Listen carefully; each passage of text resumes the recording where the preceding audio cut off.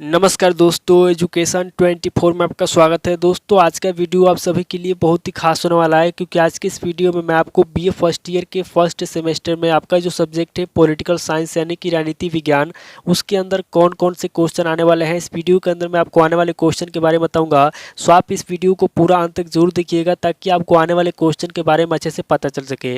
दोस्तों आगे बढ़ने से पहले मैं आपको एक बात बता दूँ कि इस वीडियो के अंदर मैं आपको लघु उत्तरीय प्रश्न व दीर्घ उत्तरीय प्रश्न दोनों तरह के प्रश्नों के बारे में बताऊँगा। सो वीडियो को स्किप किए बिना पूरा देखिएगा ताकि आपको दोनों तरह के प्रश्नों के बारे में अच्छे से पता चल सके। दोस्तों आगे बढ़ने से पहले मैं आपको एक बात बता दूं कि बहुत सारे स्टूडेंट कमेंट करते हैं कि सर आपने जो क्वेश्चन पेपर दिया हुआ है ये क्वेश्चन पेपर किस यूनिवर्सिटी के लिए लागू होगा।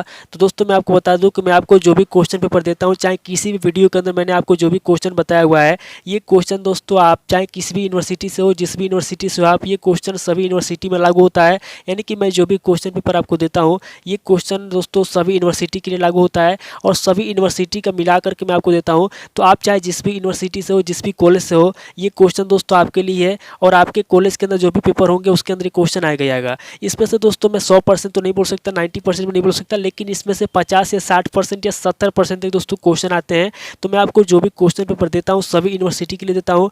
तो बहुत सारे स्टूडेंट जो कमेंट करते हैं कि सर आप किस यूनिवर्सिटी के लिए वीडियो बनाते हैं, किस यूनिवर्सिटी का क्वेश्चन देते हैं, तो मैं आपको फिर से बता दूं कि मैं जो भी क्वेश्चन आपको देता हूं ये सभी यूनिवर्सिटी के लिए होता है। यानी कि सभी यूनिवर्सिटी को मिला करके देता हूं, सभी यूनिवर्सिटी में क्वेश्चन आते हैं।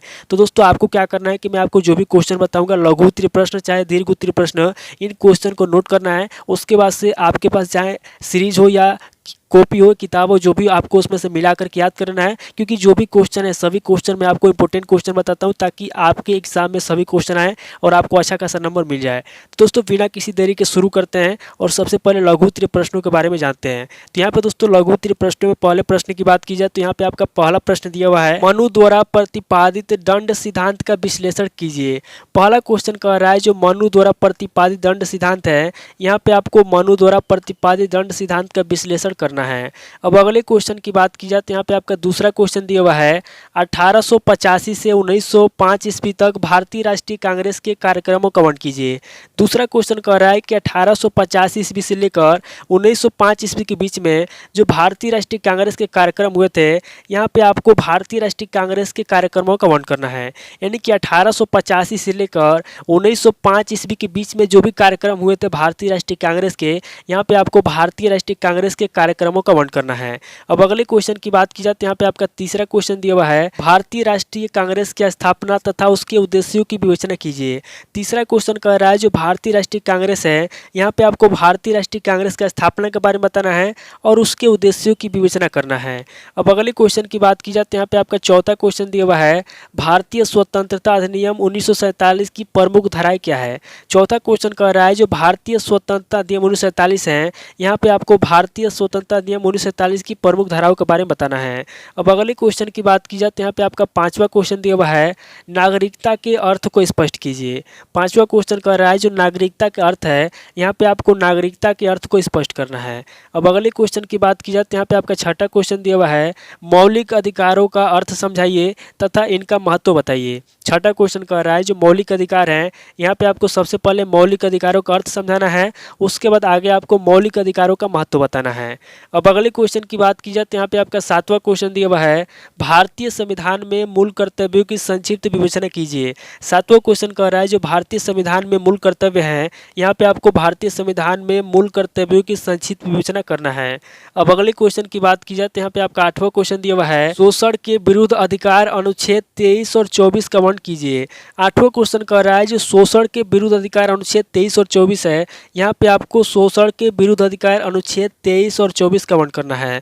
अब अगले क्वेश्चन की बात की जाए तो यहाँ पे आपका नवा क्वेश्चन दिया हुआ है, संविधान में संशोधन की प्रक्रिया का संक्षेप में उल्लेख कीजिए। नवा क्वेश्चन कह रहा है संविधान में जो संशोधन की प्रक्रिया है, यहाँ पे आपको संविधान में संशोधन की प्रक्रिया का संक्षेप में उल्लेख करना है। अब अगले क्वेश्चन की बात की जाए तो यहाँ पे आपका 10वां क्वेश्चन दिया हुआ है, राष्ट्रपति की संकटकालीन शक्तियों का मूल्यांकन मूल्यांकन स्पष्ट कीजिए। 10वां क्वेश्चन कह रहा है जो राष्ट्रपति है, राष्ट्रपति की जो संकटकालीन शक्तियाँ हैं, यहाँ पे आपको राष्ट्रपति की संकटकालीन शक्तियों का मूल्यांकन स्पष्ट करना है। अब अगले क्वेश्चन की बात की जाए तो यहाँ पे आपका 11वां क्वेश्चन दिया हुआ है, प्रधानमंत्री की स्थिति का वर्णन कीजिए। 11वां क्वेश्चन कह रहा है जो प्रधानमंत्री की स्थिति है, यहाँ पे आपको प्रधानमंत्री की स्थिति का वर्णन करना है। अब अगले क्वेश्चन की बात की जाए तो यहाँ पे आपका 12वां क्वेश्चन दिया हुआ है, भारतीय प्रधानमंत्री के पद एवं शक्तियों की विवेचना कीजिए। 12वां क्वेश्चन कह रहा है जो भारतीय प्रधानमंत्री हैं, यहाँ पे आपको भारतीय प्रधानमंत्री के पद के बारे में बताना है एवं भारतीय प्रधानमंत्री की शक्तियों की विवेचना करना है। अब अगले क्वेश्चन की बात की जाए तो यहाँ पे आपका 13वां क्वेश्चन दिया हुआ है, राज्यसभा की विधायी शक्तियों पर संक्षिप्त टिप्पणी कीजिए। 13वां क्वेश्चन कह रहा है जो राज्यसभा की विधायी शक्तियाँ हैं, यहाँ पे आपको राज्यसभा की विधायी शक्तियों पर संक्षिप्त में टिप्पणी करना है। अब अगले क्वेश्चन की बात की जाए तो यहाँ पे आपका 14वां क्वेश्चन दिया हुआ है, मुख्यमंत्री के कार्यों का संक्षेप में विवरण प्रस्तुत कीजिए। 14वां क्वेश्चन कह रहा है जो मुख्यमंत्री हैं, यहाँ पे आपको मुख्यमंत्री के कार्यों का संक्षेप में विवरण प्रस्तुत करना है।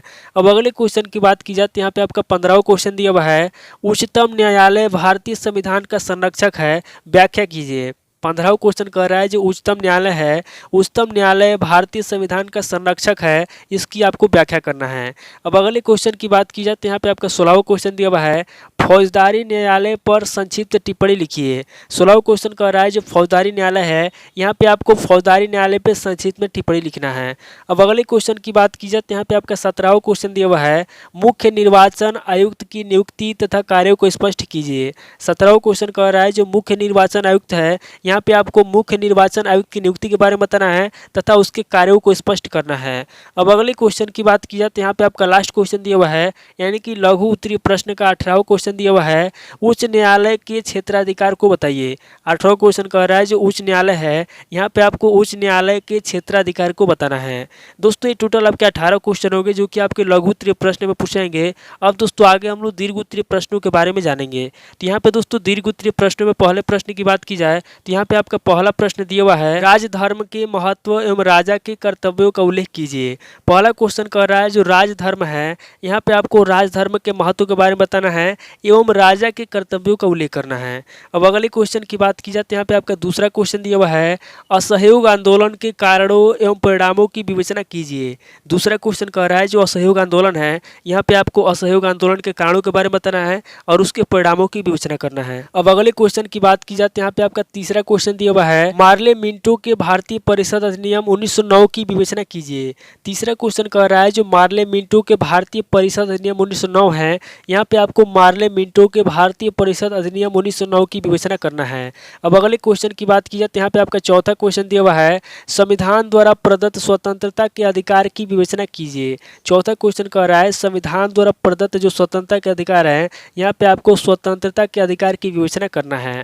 अब अगले क्वेश्चन की बात की जाए तो यहाँ पे आपका पांचवा क्वेश्चन दिया हुआ है, भारतीय संविधान में संशोधन प्रक्रिया की विवेचना कीजिए।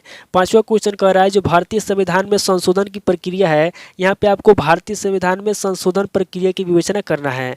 अब अगले क्वेश्चन की बात की जाए तो यहाँ पे आपका छठा क्वेश्चन दिया हुआ है, भारत के राष्ट्रपति की निर्वाचन पद्धति तथा अधिकार एवं कार्यों की व्याख्या कीजिए।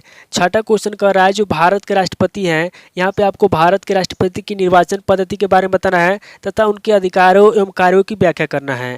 अब अगले क्वेश्चन की बात की जाए तो यहाँ पे आपका सातवां क्वेश्चन दिया हुआ है, भारत का प्रधानमंत्री मंत्रिमंडल की मेहराब का आधार है, इस कथन की समीक्षा कीजिए। सातवां क्वेश्चन कह रहा है जो भारत का प्रधानमंत्री है, भारत का प्रधानमंत्री मंत्रिमंडल की मेहराब का आधार है, इस कथन की समीक्षा करना है। अब अगले क्वेश्चन की बात की जाए तो यहाँ पे आपका आठवां क्वेश्चन दिया हुआ है, भारतीय संसद की विधि निर्माण प्रक्रिया का वर्णन कीजिए।